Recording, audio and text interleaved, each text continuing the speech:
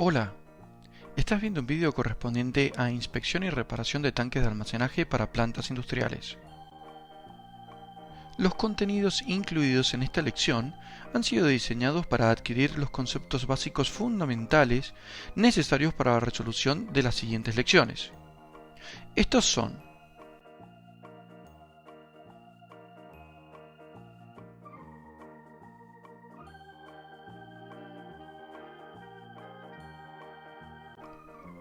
de todos los dispositivos usados para almacenar fluidos, los tanques de almacenaje son los más usados.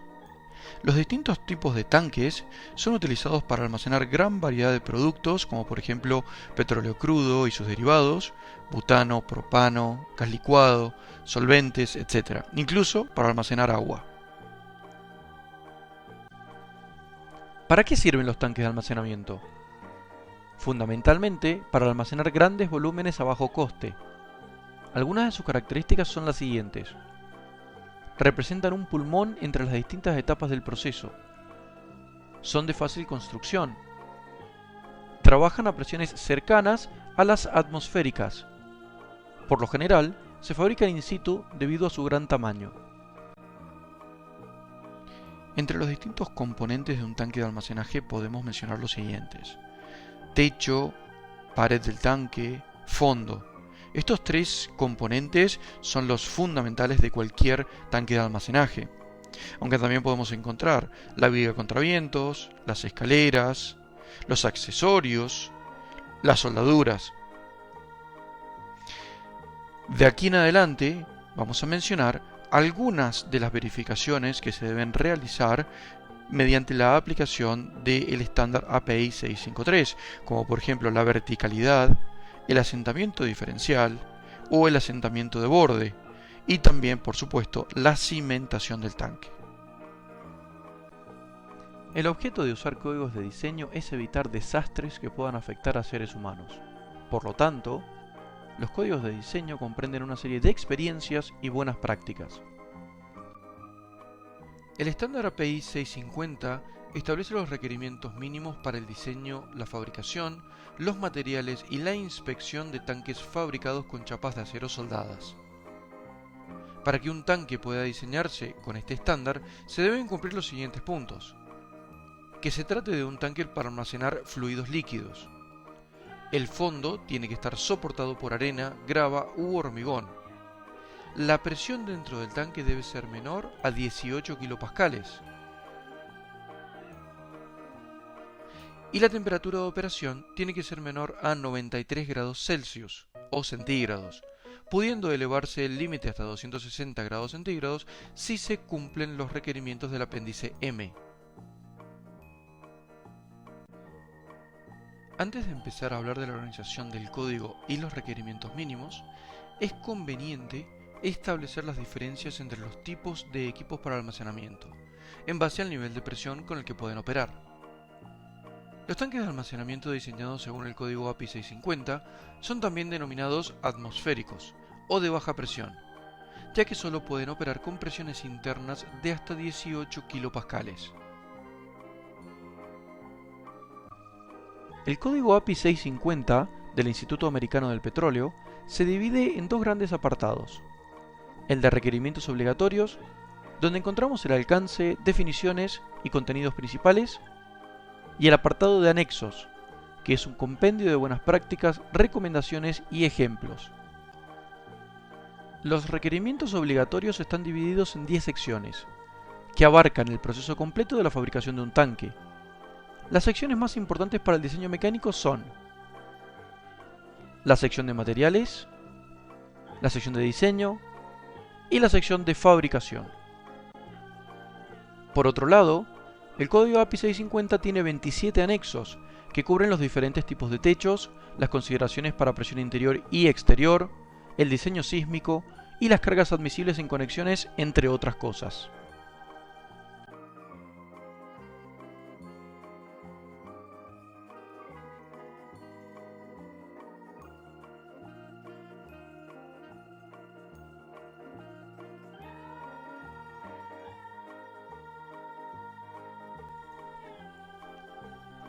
Como se observa en la figura, Existen distintos tipos de techos de tanques, dependiendo principalmente de los requerimientos del proceso y del emplazamiento. Desde el punto de vista mecánico, necesitamos conocer la configuración del tanque para poder diseñar los distintos componentes y, lo más importante, para determinar las cargas a ser soportadas.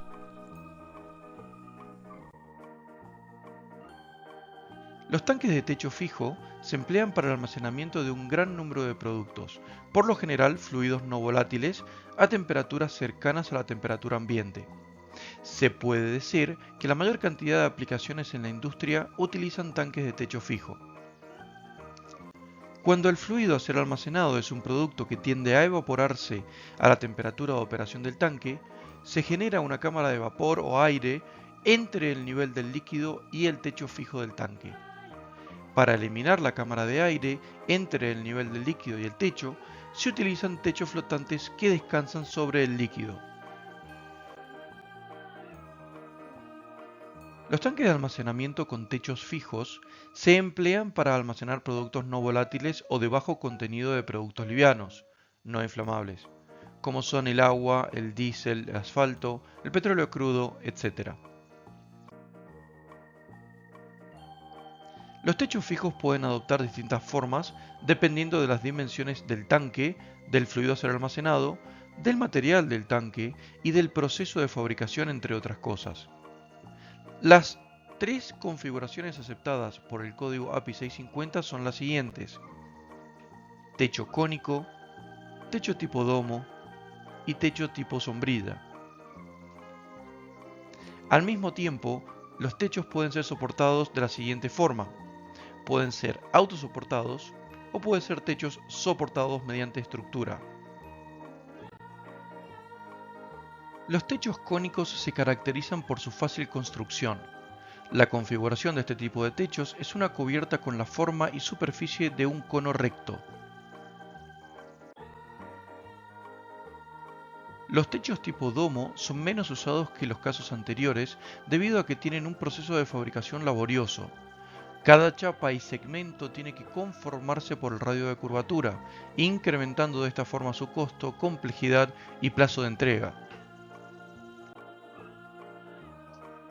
Los techos tipo sombrilla son una variedad del techo domo, el cual solo conserva la curvatura sobre el eje vertical, ya que sobre el eje circunferencial tiene semejanza con el techo tipo cónico. Por su parte, los techos autosoportados consisten en un conjunto de chapas soldadas a solape o a tope, las cuales, por su forma física, son capaces de sostenerse sin ningún elemento estructural y únicamente soportadas por la pared del tanque. Los techos autosoportados pueden adoptar cualquiera de las tres configuraciones vistas anteriormente: cónicos, tipo domo o tipo sombrilla. Los techos soportados tienen las mismas características que lo que hemos descrito anteriormente, aunque en este caso se utiliza una estructura para soportar las chapas del techo.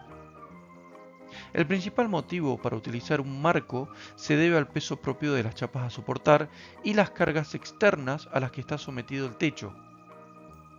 Peso propio, elementos mecánicos, nieve, etc. Dependiendo del diámetro del tanque y de las cargas que se deben soportar, estos pueden diseñarse con o sin columnas.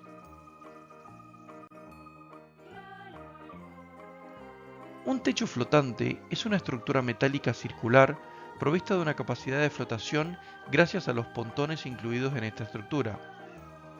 Los pontones permiten al techo flotar sobre el líquido almacenado en un tanque abierto o cerrado. Existen dos tipos de techos flotantes: los externos, los cuales se apoyan sobre el líquido almacenado y están en contacto con el medio ambiente, y los internos, aquellos que no están en contacto directo con la radiación solar y las precipitaciones pluviales. El proceso de envío y recepción del líquido almacenado es el mismo para ambos tipos de techo. La diferencia entre el tanque de almacenamiento de techo flotante externo y el tanque de almacenamiento de techo flotante interno son las siguientes. Ambos tanques reducen las pérdidas por evaporación. Ahora bien, los tanques con techo flotante interno previenen la contaminación del fluido. Los tanques con techo flotante interno son fáciles de construir y mantener, mientras que los tanques de techo flotante externos son más adecuados para tanques de grandes dimensiones. Por último, los tanques de techo flotante externo son por lo general menos costosos.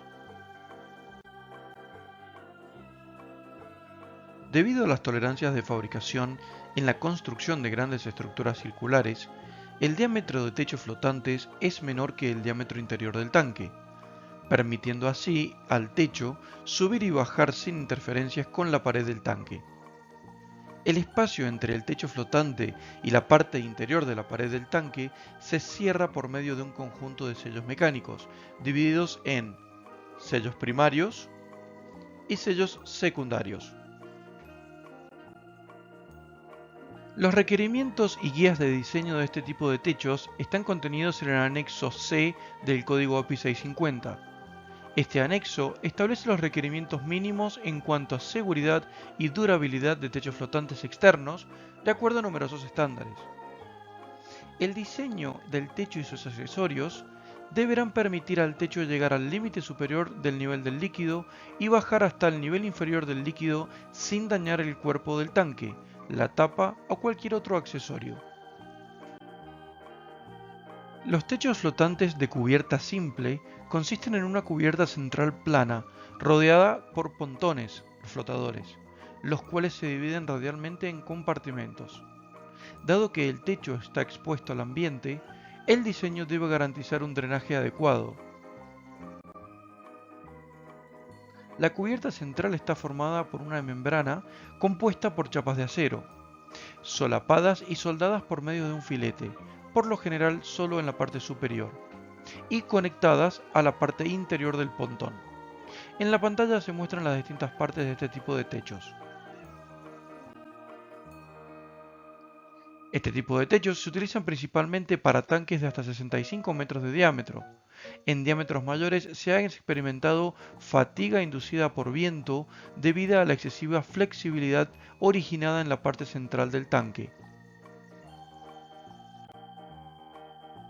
Por su parte, los techos flotantes de cubierta doble consisten en dos cubiertas que configuran un solo pontón que abarca todo el techo.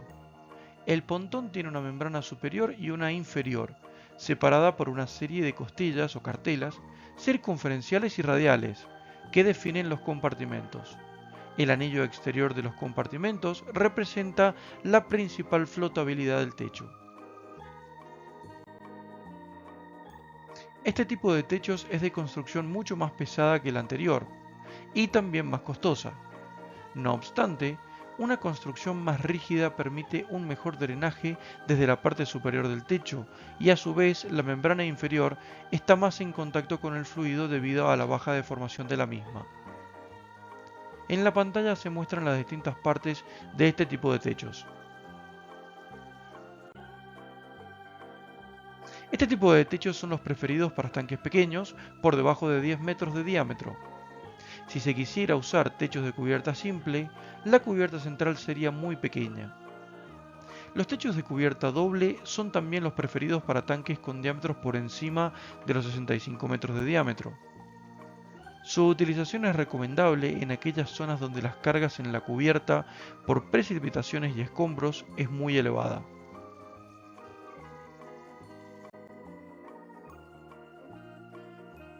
Los techos flotantes internos son usados en el interior del tanque de techo fijo para reducir las emisiones de vapor.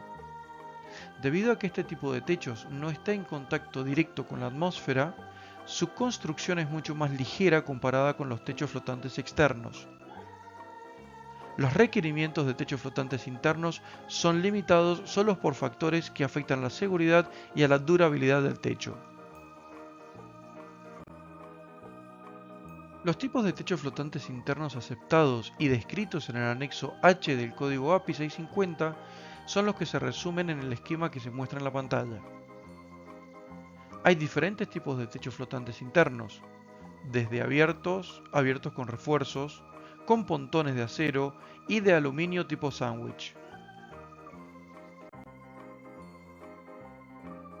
Los techos flotantes internos pueden flotar directamente sobre el producto almacenado, no existiendo espacio de vapor o aire. El espacio libre sobre el techo flotante debe estar adecuadamente venteado a la atmósfera, para de esta manera evitar la acumulación de gases potencialmente explosivos. Para ello se diseñan venteos especiales en la periferia del techo fijo del tanque. La adecuada definición de las condiciones de diseño es la piedra fundamental de todo diseño satisfactorio. En algunos casos, la dificultad que puede presentar un diseño no radica en el cálculo mecánico propiamente, sino en la definición de las condiciones de diseño. La presión y la temperatura son solo un par de los muchos requerimientos de diseño que deben ser tomados en consideración. Algunos de ellos son la temperatura ambiente, la temperatura del fluido, los requerimientos por presión, ya sean de presión interior o presión exterior, las cargas a las que está sometido el tanque, como peso propio, cargas vivas, cargas muertas, el nivel de líquido, la corrosión admisible, los requerimientos externos de viento, sismo, nieve, la capacidad del tanque, diámetro, altura, altura neta, y las consideraciones a la hora de la fabricación. Debido a su gran tamaño y a los grandes volúmenes que pueden almacenar, la definición de cargas representa un aspecto fundamental que debe ser analizado antes de comenzar el diseño del tanque. Las cargas que por lo general gobiernan el diseño de este tipo de tanques son el peso del fluido en operación, las cargas sísmicas y la presión del viento que dependen del emplazamiento. Todas las cargas actuando sobre el tanque en forma simultánea deben ser tenidas en cuenta. De esta forma se plantean los diferentes escenarios de diseño y se evalúa el tanque en los distintos casos para determinar el más desfavorable. El código no recomienda ni sugiere ningún material para ninguna aplicación en concreto. El código solamente indica y lista los materiales con los que un tanque de almacenamiento puede construirse y los requerimientos que estos materiales deben cumplir. Para seleccionar un material para una aplicación en concreto, debemos basarnos en mejores prácticas y lecciones aprendidas, autores de referencia, publicaciones vigentes, como por ejemplo de la API o la NACE, especificaciones de clientes y especialistas en metalurgia. Los tanques de almacenamiento pueden ser fabricados de muchos materiales: acero al carbono, acero inoxidable, aluminio, etc. Los materiales en el código API 650 están divididos en 6 grupos, tal y como se observa en la figura. Es importante recordar esta división, ya que algunos elementos del tanque, como las placas celulares por ejemplo, dependen de ella. Los materiales más usados en la fabricación de tanques de almacenamiento, de acuerdo al código API 650, son los correspondientes a la designación ASME-ASTM. En la pantalla se indican los materiales más usados de acuerdo a las agrupaciones mencionadas anteriormente. Existen distintos métodos aceptados por el estándar de tanques de almacenamiento API 650 para determinar el espesor de la pared del tanque. A continuación veremos los aspectos a tener en cuenta en el cálculo de este elemento. Resulta claro observar que la presión hidrostática debido a una mayor columna de líquido será mayor en la base del tanque. Por ello, la virola del fondo será la de mayor espesor, reduciéndose a medida que subimos por la pared del tanque. Los esfuerzos circunferenciales inducidos en la pared del tanque por la presión hidrostática no son lineales. Esto es principalmente debido a la presencia de uniones soldadas que presentan mayor esfuerzo admisible que las chapas. Por ello, la distribución del esfuerzo en virolas no es lineal, sino que tienen un valor máximo a una altura determinada.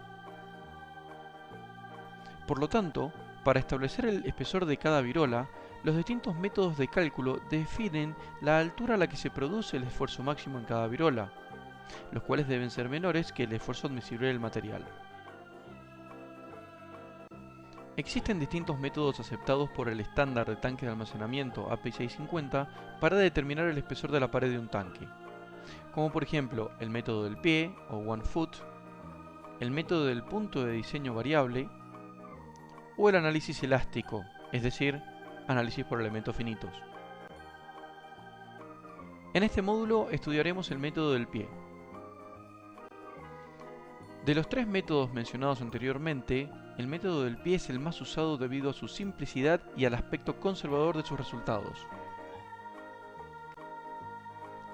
Este método calcula los espesores considerando que el punto de diseño para cada virola, es decir, el punto de mayor esfuerzo, se sitúa a un pie, 304,8 milímetros, por encima de la parte más baja de la virola. Esta simplificación de cálculo está siempre del lado de la seguridad y el método no puede usarse para tanques con diámetros mayores a 61 metros.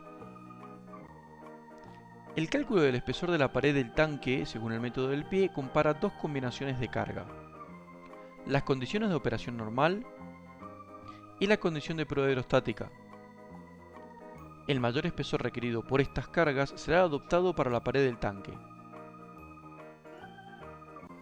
El espesor de la pared del tanque es una función de el diámetro de la fibra media del tanque, el nivel de líquido, la densidad relativa del fluido, la corrosión admisible, si fuera aplicable, y el esfuerzo admisible del material a la temperatura de diseño. Los fondos de tanques de almacenamiento cilíndricos verticales son generalmente fabricados de chapas de acero soldadas. Las chapas del fondo pueden unirse de las siguientes maneras: mediante una junta solapada, empleando una soldadura de filete, o con juntas a tope, lo que implica una soldadura de penetración total. Las juntas solapadas son las más usadas en la fabricación de fondos de tanques de almacenamiento debido a su fácil construcción y reducido coste. Su distribución o arreglo deberá garantizar una distancia mínima de solapamiento de 305 milímetros. Debido a que la función de las chapas del fondo es principalmente la de garantizar la estanqueidad del tanque, y considerando que no soportan las acciones de la presión hidrostática del fluido, requieren un menor espesor que la pared del tanque. Una chapa de metal de 1,5 milímetros de espesor o menor sería capaz de soportar la flexión y la carga de compresión que se genera en la periferia del fondo por el peso del cuerpo que descansa sobre esta sección. Ahora bien, para prevenir deformaciones al soldar, se usan chapas que tengan un espesor mínimo nominal de 6 milímetros, según lo establecido por el estándar API 650. Dependiendo del diámetro del tanque, el arreglo de las chapas del fondo puede adoptar distintas configuraciones. El aspecto más importante a tener en cuenta al diseñar el procedimiento de ensamblado es la deformación que sufren las chapas al ser soldadas. A menos que se indique lo contrario, las chapas para la fabricación de fondos deberán ser de 1800 milímetros de ancho como mínimo. El cuerpo del tanque puede estar soportado directamente por las chapas del fondo o por una chapa anular. Las chapas anulares se utilizan principalmente para disminuir el efecto de la concentración de esfuerzos en la junta pared-fondo. El estándar API 650 recomienda el uso de una chapa anular de mayor espesor debajo de la pared del tanque en ocasiones de mucho peso. Con esta chapa se reduce el efecto de los asentamientos diferenciales en todo el fondo y se aumenta la resistencia del tanque contra el momento de vuelco inducido por las cargas externas. Exteriormente, las chapas anulares deben adoptar una configuración circular, mientras que en la parte interior pueden ser tanto circulares como poligonales. Por lo general, interiormente las chapas anulares presentan una configuración poligonal. Cuando se requiere el uso de la chapa anular, esta deberá tener un ancho radial de acuerdo a la ecuación que se muestra en la pantalla, pero nunca será menor a 600 milímetros entre el interior del tanque y cualquier cordón de soldadura del fondo, dejando una proyección exterior de 51 milímetros como mínimo. El ancho recomendado de la placa anular es función de el espesor de la placa anular, el nivel máximo de diseño del líquido y de la gravedad específica del líquido a almacenar. Dependiendo del espesor de la primera virola de la pared del tanque, y dependiendo del esfuerzo de esta misma virola, el estándar API 650 establece los espesores mínimos de las chapas anulares.